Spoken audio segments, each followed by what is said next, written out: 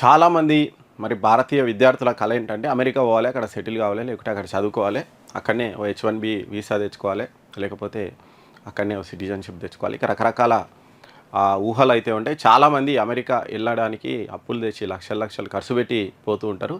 కానీ Donald Trump వచ్చిన తర్వాత ఈ అమెరికా వెళ్ళాలనుకునేటువంటి చాలామంది కలలైనాయి. చూసినాం మనం. చాలామందిని డిపోర్ట్ చేసిరు, రకరకాల ఆంక్షలు పెట్టిరు, అక్కడ జాబులు చేయొద్దన్నారు, మళ్ళీ H1B వీసా కావాలంటే $1,00,000 ఇట్లా రకరకాల ఆంక్షలు పెట్టడంతో మరి భారతీయ విద్యార్థులు అమెరికా వెళ్ళడం చాలా వరకు అయితే తగ్గిందట. దాదాపు 63% తగ్గిందట.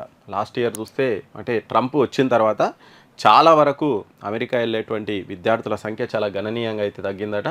మరి అమెరికా కంటే యూరోప్ వెళ్తురంట.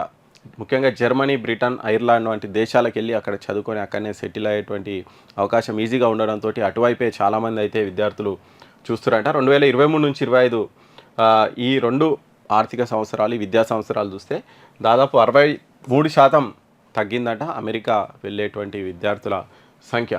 మరి చాలా వరకు అంటే ట్యూషన్ ఫీజులు, వీసా అంటే చాలామంది వీసా అప్లై చేసినా రిజెక్ట్ కావడం, వీసా రాకపోవడం, ఇక రకరకాల కారణాలతోటి మరి వీళ్ళైతే ఎవరు వెళ్ళట్లేదట.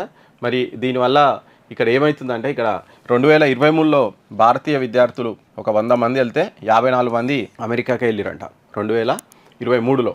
కానీ 2024లో ఆ సంఖ్య 26% తగ్గిందంట. 2025కి వచ్చే వరకు 20%. అంటే 100లో 20 మంది మాత్రమే ఇప్పుడు అమెరికా వెళ్తురు, మిగిలిన 80 మంది వేరే దేశాలకు వెళ్తురు. కానీ అదే సంఖ్య అప్పుడు 54 ఉండేనంట. చూడండి, అంటే 2 ఇయర్స్లో 100కు 54% ఉన్నటువంటి అది 20%కు పడిపోయిందంట. మరి వేరే దేశాలకు ఎక్కువగా వెళ్తున్నారట. ఇక 2023 నుంచి జర్మనీ, బ్రిటన్, ఐర్లాండ్ ఈ 3 దేశాలకు చాలామంది వెళ్తురట. ఇక్కడ చూస్తే జర్మనీకి వెళ్తున్న విద్యార్థులు చాలా పెరిగిందట, 125% పెరిగిందంట చూడండి 2 ఇయర్స్లో. ఇక ఐర్లాండ్కు వెళ్ళే విద్యార్థుల సంఖ్య కూడా 153% పెరిగిందంట. బ్రిటన్కు 143% పెరిగిందట. అంటే ఈ 3 దేశాలకు వెళ్ళేటువంటి భారతీయ విద్యార్థుల సంఖ్య విపరీతంగా పెరిగింది. అదే టైంలో అమెరికాకి వెళ్ళేటువంటి విద్యార్థుల సంఖ్య గణనీయంగా పడిపోయిందట. మరి ట్రంప్ వచ్చిన తర్వాత మరి ట్రంప్ వస్తే ఇండియాకు ఇంకా ఈజీ అవుతుంది, చాలా ఫ్రెండ్లీగా ఉంటాడు అనుకుంటే ఇప్పుడు ఆయన చేసేటువంటి అన్ని రకరకాల చర్యలతోటి ఈ టారిఫ్స్ వేయడము, సడన్గా ఆయన కోపం వస్తుంది, టారిఫ్స్ పెంచుతాడు, సడన్గా ప్రేమ వస్తుంది, మళ్ళీ టారిఫ్స్ తగ్గిస్తాడు.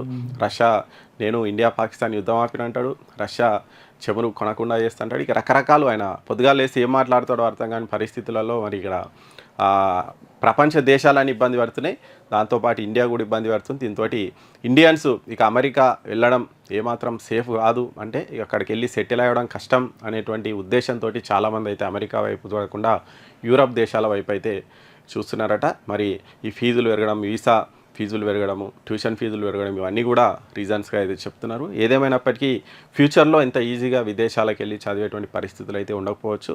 మరి ఇండియాలోనే ఉండి మంచి జాబులు అంటే దీనివల్ల ఒక రకమైనటువంటి మేలు కూడా చేస్తుంది. ఎందుకంటే మన దగ్గర ఉన్నటువంటి మేధో సంపత్తి వేరే దేశాలకు వెళ్తే ఆ దేశాలు డెవలప్ అవుతాయి. అదే మన దగ్గరనే ఉంటే మన దేశం డెవలప్ అయ్యేటువంటి అవకాశం అయితే ఉంటుంది. కాకపోతే దానికి తగ్గట్టు మనం ఇక్కడ జాబ్స్ క్రియేట్ చేయాలి, మరి శాలరీస్ కూడా ఆ స్థాయిలో ఇస్తే మరి వేరే దేశాలకు వెళ్ళడం అనేది విద్యార్థులు ఆలోచించరు. కానీ మన దగ్గర ఇంకా పరిస్థితులు రానికి టైం పట్టవచ్చు. కాకపోతే ఇది ఒక రకంగా మంచిది అవుతుంది, ఒక రకంగా అయితే చెడ్డదవుతుంది. ఓవరాల్గా ఈ ట్రంప్ వచ్చిన తర్వాత మరి అమెరికా వెళ్ళేటువంటి విద్యార్థుల సంఖ్య అయితే చాలా వరకు అయితే పడిపోయిందట. దానికి సంబంధించి గణాంకాలు అవే మనకు స్పష్టం చేస్తున్నాయి.